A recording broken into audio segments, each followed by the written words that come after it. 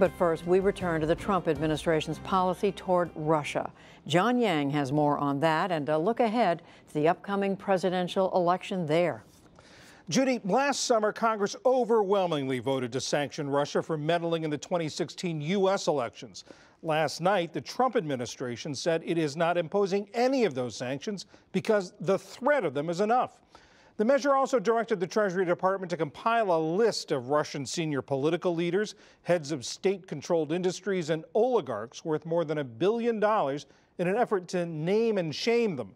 Last night, the Treasury Department sent Congress a list of more than 200 names.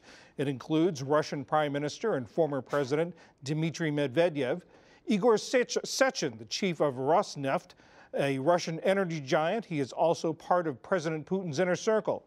And Oleg Deripaska, a billionaire aluminum magnate with alleged ties to to organized crime. He's also the business partner, or was the business partner, of now indicted and former Trump campaign chairman Paul Manafort.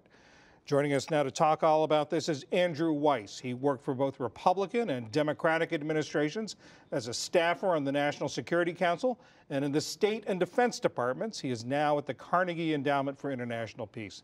Andrew, thanks for being here. Let's begin with this list. What's the point of it? Treasury Department was careful to say no one on this list is being sanctioned. So why did Congress want to draw it up, and what does being on that list mean? Well, you said a second ago that the core of the sanctions bill, which was approved last summer, was basically to tie the hands of the administration and to make sure that there would be no precipitous effort by the new administration to basically take the heat off of Vladimir Putin for what he's done in Ukraine, what he's doing in Syria, and what he did in our election. As an added sort of attempt to kind of needle this administration and to do whatever they could to create so much sort of negative valence around Russia's business and government figures, they said, compile a list and show us how dirty these people are. That was not something that the administration was enthusiastic about. They've resisted this entire sanctions bill tooth and nail. And then when the time came to finally deliver the report to Congress, they basically said, here's a list that we've cut and pasted out of, basically out of open sources to make the effect as limited as possible. You say that they've fought this sanctions bill tooth and nail.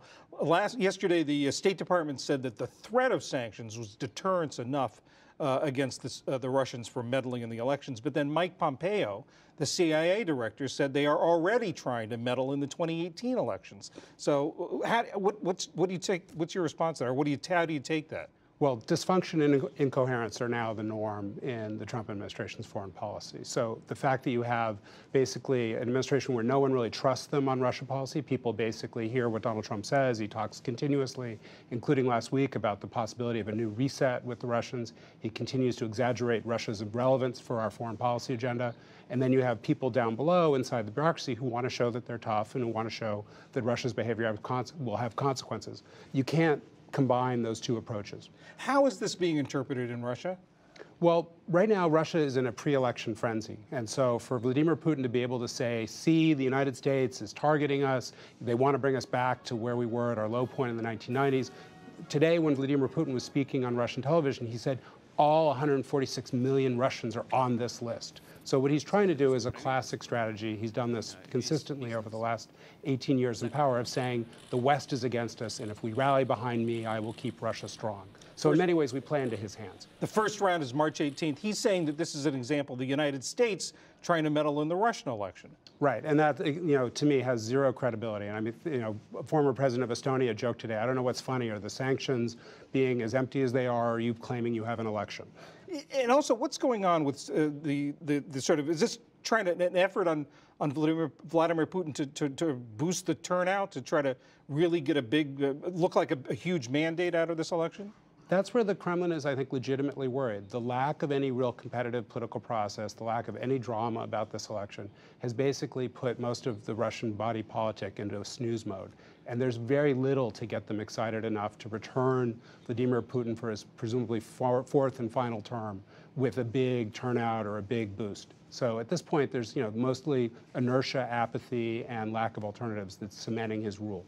And is the opposition trying to get turnout down Yeah, so on Sunday, there were demonstrations across Russia convened by the Russian opposition leader, Alexei Navalny, who's calling for a boycott of the election. The Kremlin's clearly very concerned about that and is doing whatever it can to push him basically out of the news. Andrew Weiss at the Carnegie Endowment for International Peace, thanks for helping us understand this. Thank you.